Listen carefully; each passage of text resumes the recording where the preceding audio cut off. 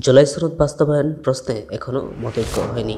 জুলাই জাতীয় সনদের সংবিধান সম্পর্কিত সংস্কার প্রস্তাবগুলো বাস্তবায়নের উপায় নিয়ে রাজনৈতিক দলগুলোর সঙ্গে জাতীয় ঐকমত্য কমিশনের দ্বিতীয় দিনের আনুষ্ঠানিক আলোচনায় কোনো ফল আসেনি। কমিশনের সভাপতি ও প্রধান উপদেষ্টা অধ্যাপক মোহাম্মদ ইউনূসের সামনে বিএনপি, জামায়াতে ইসলাম ও জাতীয় নাগরিক পার্টি এনসিপি তাদের আগের অবস্থানই তুলে ধরেছে।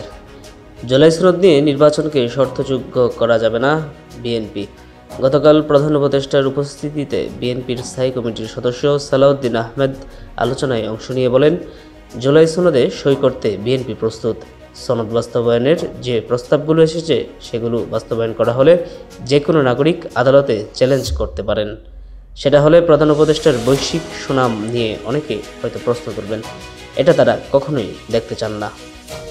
প্রধান উপদেষ্টার ব্যক্তিগত উদ্যোগে সমাধান আসবে এমন বিশ্বাস আছে উল্লেখ করে সালাউদ্দিন আহমেদ বলেন, যদি সুপ্রিম কোর্টের পরামর্শ নেওয়া বা প্রধান উপদেষ্টার বিবেচনার মাধ্যমে সিদ্ধান্ত নেওয়ার উদ্যোগ নেওয়া হয় এবং এ বিষয়ে রুদ্ধদ্বার আলোচনার জন্য ডাকা হয়, বিএনপি তাতে সহযোগিতা করবে। কিন্তু নির্বাচনকে শর্তযুক্ত করা যাবে না। সংস্কার, বিচার ও নির্বাচন কোনোভাবেই পরস্পরের সম্পর্কযুক্ত বিষয় নয়।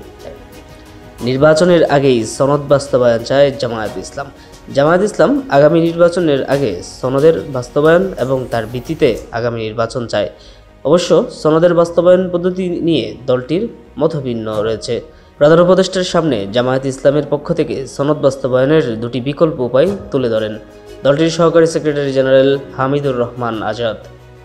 এর একটি হলো প্রভিশনাল কনস্টিটিউশনাল অর্ডার, আর একটি হলো গণভোট।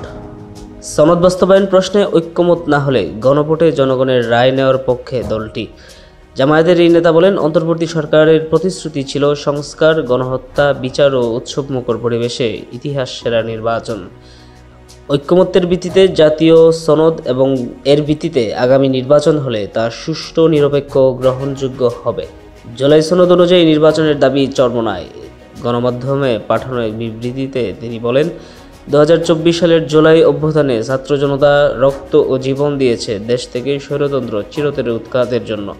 হাসিনার পলায়ন সেই চাওয়ার একটি অংশ মাত্র, কিন্তু সংবিধান ও রাজনৈতিক সংস্কার সম্পন্ন না করে এবং জুলাই সনদে আইনি ভিত্তি নিশ্চিত না করেই যেন তেন উপায়ে নির্বাচনের আয়োজনের প্রস্তুতি চলছে, যা দেশকে আবারও পুরনো অশুভ চক্রে ফেলবে।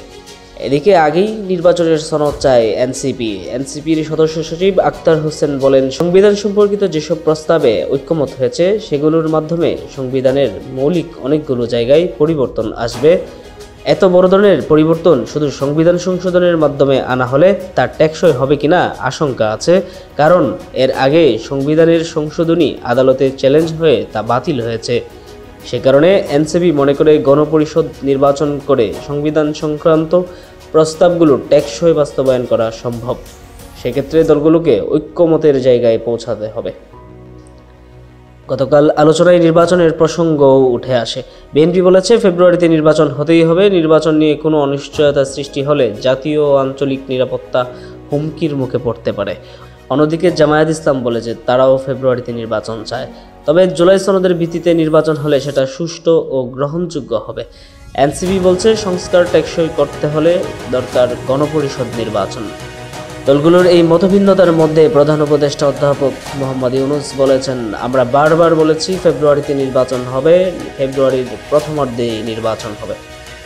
সেটি হবে মহোৎসবের নির্বাচন। যদি আমরা ঐক্যমতের মাধ্যমে ফয়সালা করতে পারি, এই নির্বাচন শুধু নির্বাচন নয়, এটি হবে জাতির নবজন্ম। News desk, Dhaka.